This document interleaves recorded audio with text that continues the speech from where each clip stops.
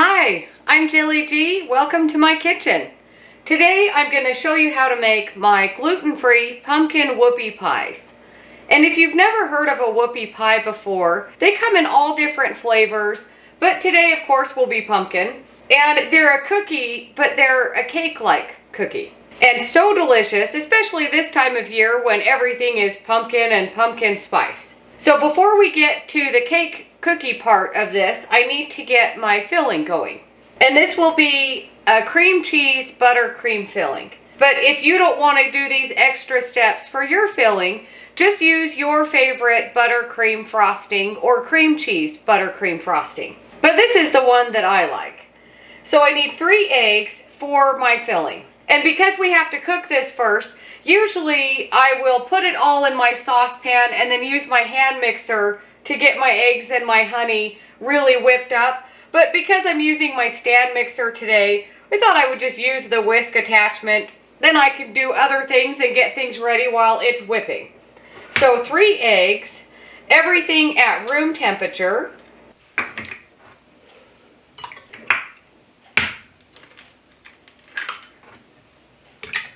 Egg number 2. So for this recipe, for the buttercream and the cookies, you do need 5 eggs. 2 eggs for the cookies and 3 eggs for the filling. So 3 eggs, and then I need 3/4 of a cup of honey. So once the egg and honey mixture looks like this, where it's really light and fluffy and kind of foamy and doubled in volume, we'll just pour into our saucepan. And then we want to go medium heat and stirring constantly. You don't want your eggs to curdle. This is something that you could have made yesterday and had in the fridge overnight, and then it would be ready. If you do that, you want to bring it to room temperature before you make the buttercream. And once your mixture is really thick, just like this, we take it off of the heat, and then I have a shallow dish here that we'll pour this into to help it cool off. So I'm going to add in 1 teaspoon of vanilla bean paste. You could use regular vanilla extract. You could also use any flavor that you like. And then just give this a really good stir. Bring over your casserole dish and just pour in our egg, honey, vanilla mixture. So I'm going to set this aside to cool, and I'm going to clean up a little bit, and then we can make our cookies. Before I do that, I'm going to preheat my oven to 350. So I'm going to switch to my paddle attachment. You don't have to use a stand mixer for this recipe. I just find that it's easier. If I've already got my stand mixer out, I'm just going to do everything in my stand mixer, wash the bowl in between, and then it's less dishes. So I've got 3 cups of my gluten-free flour mix right here. And then I've got a lot of spices that will go into this. If you have pumpkin pie spice, use that. But I like the combination of these. So I've got 2 tablespoons of cinnamon, 1/4 teaspoon of ground cloves, 1/4 teaspoon of nutmeg, 1/4 teaspoon of allspice, 1 teaspoon of ginger, 1 teaspoon of baking soda, 1 teaspoon of baking powder, and 1 teaspoon of salt. All in there. Give this a really good mix. If you don't like one of these spices, you can leave it out and add a little bit more of another one. Or if there's a favorite spice that you like to go with pumpkin, use that. This is just what I like. So now that our dry ingredients are mixed together, I've got 1 cup of butter here. And I don't know that it's as room temperature as I need it to be. So I'm going to put it in the microwave for just a second. Maybe 2 or 3 seconds. Move this over here. When the weather starts to cool down, my butter doesn't soften at room temperature as fast as I'd like it to. So now 1 cup of butter in our bowl of our stand mixer here.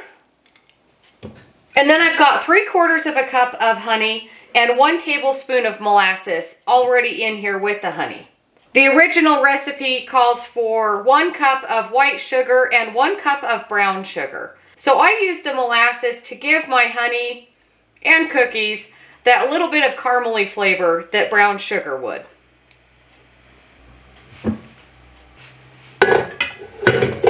We want to cream together our butter and our honey until they're really creamed and light and fluffy.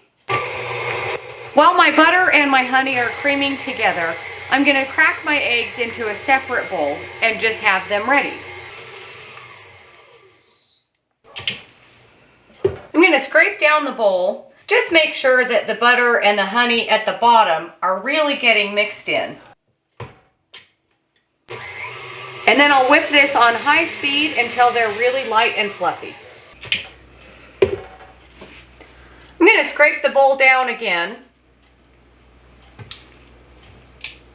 So now on low speed, I'm going to add my eggs in one at a time until they're really combined. My second egg. I'm also going to add in my 1 teaspoon of vanilla. And then mix on medium speed until this egg is well combined. I'm going to scrape the bowl down again. My oven is ready. And then I've got a 29-ounce can of pureed pumpkin. You want to make sure to get all pumpkin and not pumpkin pie filling. If you can't find a large can of pumpkin like this, you can use 2 15-ounce cans of pumpkin. We'll just very carefully spoon all of this in. So now we'll mix this on medium speed until the pumpkin is well combined. Scrape down the bowl. Butter gets stuck at the bottom, so you really need to make sure to scrape the bowl well. With the mixer on low speed, I'm going to spoon in my dry ingredients.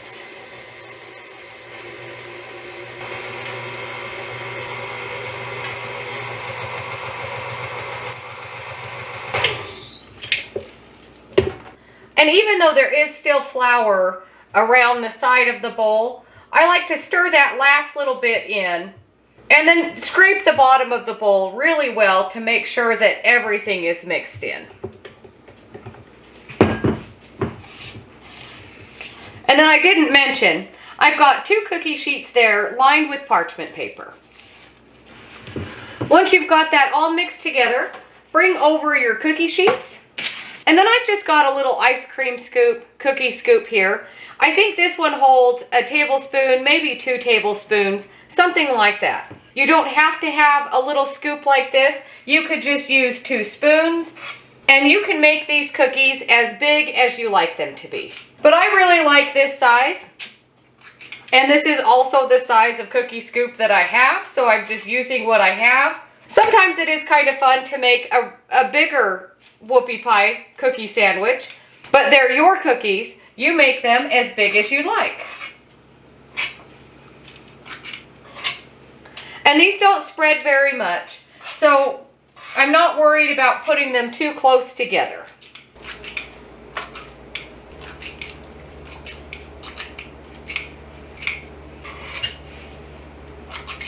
So now that I've got 2 cookie sheets ready to go, these will go in the oven for about 15 minutes, maybe 20 minutes, depending on your oven.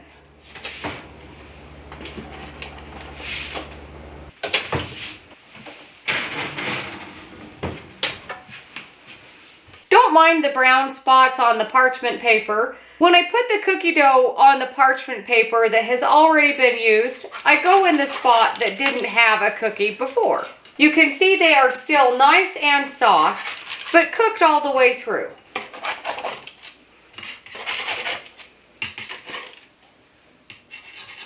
And while the rest of my cookies cool off, I can make my cream cheese buttercream. So I've got my stand mixer all washed and ready to go. And then I've got a half a cup of butter and then 8 ounces of cream cheese at room temperature. And I've had them sitting on my stove so they would get room temperature and maybe even a little softer.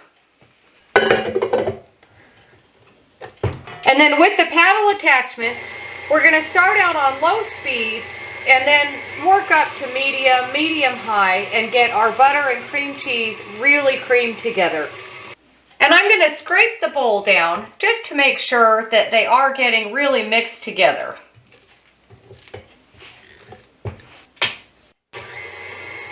And then I'm gonna whip this on high speed for about another, 3 minutes or so.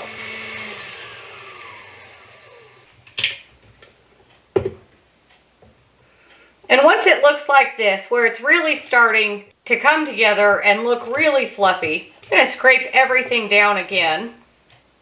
I'm gonna start pouring in my chilled honey and egg mixture very carefully on low speed down the side of the pan. I'm gonna turn this back up to medium speed just to really get all of this mixture mixed together. I'm gonna scrape down the bowl and the paddle. I don't want any chunks of cream cheese and butter to mix in to my really smooth buttercream later on. I'm going to whip this again on high speed just until everything is really mixed together and I don't see any more chunks of butter and cream cheese. So once it looks like this, it actually kind of looks like vanilla ice cream. Really soft vanilla ice cream. And then I've got a cup over here holding my very large pastry bag. You don't have to have a pastry bag to fill your cookies, but I just find it's the fastest, easiest way. And if at any point you feel like your buttercream is too soft to work with and you're just making a mess of everything, just stick it in the fridge until it firms up a little bit. And I think this is a really good consistency for our cookies. It is soft, but it isn't just running.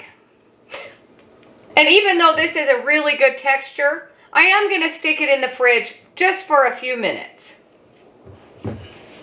So my buttercream has been chilling in the fridge, and that gives me a chance to clean everything up. And then for my cookies, they are nice and cool now, but I flipped over every other row just so I know that they all have a match so I can fill them and make them sandwiches. And my buttercream, it is still manageable to put into a piping bag and still soft, but just a little bit firmer. And then I'm gonna fold that over one more time. If you ever fill a piping bag that is really tall and it doesn't have a taller glass to support the sides, it will tip over. Ask me how I know. So we'll just dump in our chilled buttercream.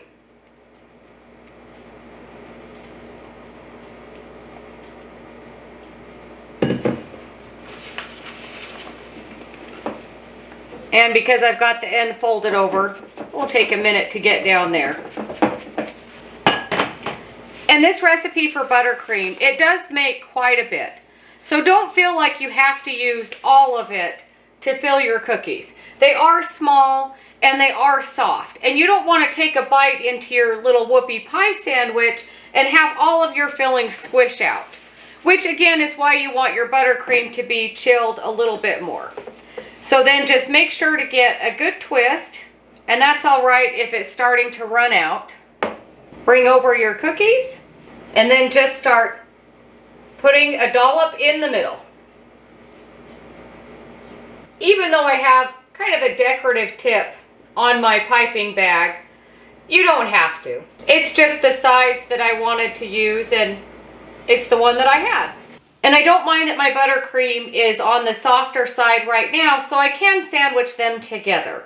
And then I will store these in the fridge, and then the buttercream will firm up a little bit more. And I have one cookie that doesn't have a match. And then we just start putting them together. And because they're round, they don't really sit flat. So just do your best to help stand them up next to each other. And if you've ever made pumpkin cookies before, you'll know that they're a really soft cookie to begin with. And whoopie pies are supposed to be a soft cookie that is almost like a cake. So it's perfect to use pumpkin to make a whoopie pie. So here we go, pumpkin whoopie pies. They sure look good. You can make these as big or as small as you like. I think this size is just the perfect size. If you're serving these at a party, then you can have one or two, and then you can still have room for other treats. Or you could eat 4 of these and it would be the size of a really big one. So I'm going to try my little halfy one here that doesn't have a mate. Those are perfect. The pumpkin cookies are just the right texture. They're still soft. They're almost like a cake, but delicious. And the cream cheese buttercream goes perfect with these cookies. If you have a really strong flavored buttercream, it might overpower the spices of the pumpkin cookie. But having just a simple vanilla buttercream, they really go together so well. And these cookies have just the right amount of the pumpkin spices that are in there. And it looked like a lot of cookies when they're not paired together, but now that they're paired together, it's more of a manageable amount that you might want to eat all yourself anyways. But such a fun little treat, great for a Halloween party, great for a dessert, but I would eat these any time of year, not just in the fall when pumpkin spice seems to be the most popular. Let me know what you think if you make this recipe. Let me know what kind of buttercream you like to use if you make a pumpkin whoopie pie cookie. So delicious. The cookies by themselves are delicious even without the buttercream. But it's a fun little sandwich cookie. I would even go as far as saying these are almost like a cupcake with frosting in the middle. They are that delicious. Thank you so much to everyone that does watch my videos and always comments. Thank you so much to my patrons. This channel wouldn't be what it is without you, and I'm so happy to have you all here. But thank you so much for watching. Don't forget to like and subscribe if you haven't already. If you have any questions or comments, let me know, and I'll see you on the next one.